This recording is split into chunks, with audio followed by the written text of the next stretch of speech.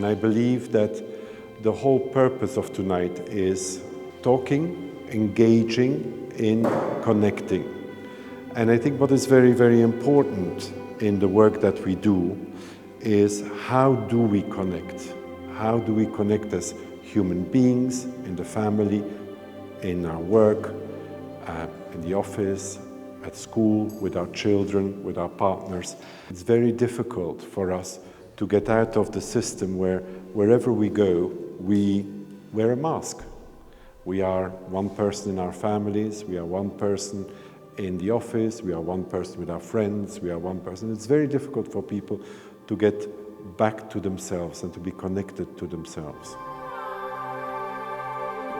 One of the things that is the most important, I believe, is how do we connect to be authentic between our hearts and our minds. And that is the most difficult and the most easy thing to achieve. When we work with people from all walks of life, whether they're ship owners, bankers, industrialists, family officers, or people that come and that just are lost in life, one of the most important things that we try to achieve is, who are you? What are you? What are you about? What is your purpose in life? How do you want to connect to yourself? What are you interested in? What makes you you? Because we are all here for a reason. There's nobody of us here, not a single one of us here. There's not here for a particular reason. Opening our hearts and becoming who we really are, I think, is one of the biggest challenges and the biggest joys that we can experience in this life. If you look at your life from the moment you were born until today, who can remember who they were as a child? Do you remember that girl, that boy? Who was he, who was she? Where along the way did you start to disconnect in your make-believe of living in this world? Where did you disconnect from yourself? What happened?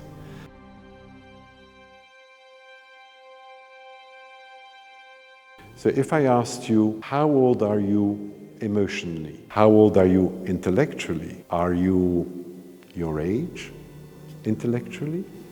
Are you perhaps a little older? Perhaps a little younger? Where are you? Don't answer me, answer yourself. It's a very interesting concept that when we want to connect to ourselves, can we actually see who we are? How old are we emotionally? How old are we intellectually? And once we have understood that, then it becomes a very simple concept. We need to understand there is a discrepancy between the intellectual and the emotional age.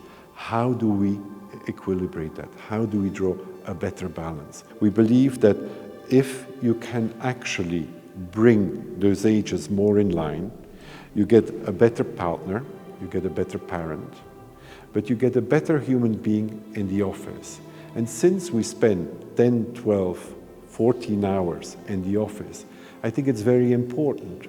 When people are happy within themselves, they automatically produce more than what they are asked of. But even more important is that we can show our vulnerability. And vulnerability is the way that we are going to connect to each other. And the only way that we can be vulnerable is by opening our hearts. And if we open our hearts, the most amazing things start to happen. Life starts to smile at you. People start to smile at you. Opportunities start to smile at you. You have a choice at every moment in your life. You can choose to do something. You can choose to do nothing. But you can also choose just to do a little bit to see how it feels. Have you ever seen a child? I've tried to learn to walk and that's it. 47 times I've fallen over, that's it. For the rest of my life, I'm just going to sit on the floor. I don't want to walk anymore. I've done it 47 times, that's enough. A child doesn't do that. Have you ever seen a child to say, do you think my bum is fat? Not a single child I have seen doing that. They just live their lives. Where did we lose this? Where did we lose our ability to play? Where did we lose our ability to receive joy? Where is your child from when you were 5, when you were 9, when you were 11? Where is that child? Somewhere at home in a cupboard? No, that child is inside you.